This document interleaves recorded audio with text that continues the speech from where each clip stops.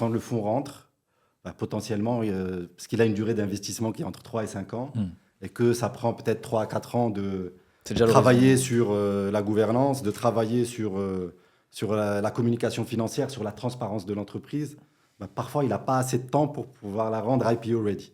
Donc, ce n'est pas donné à tout le monde de se dire la liquidité, naturellement, ça va être la bourse.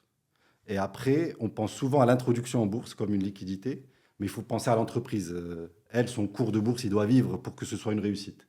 Et donc, ce qu'on voit, et ce qu'il faut, en tout cas du côté des entreprises qui pensent que parfois l'introduction en bourse est un aboutissement, il faut qu'ils créent une equity story.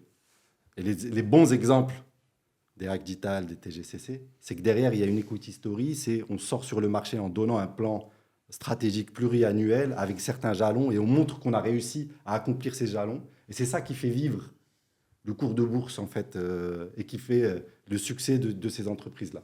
Et à contrario, donc ça, c'était pour les entreprises.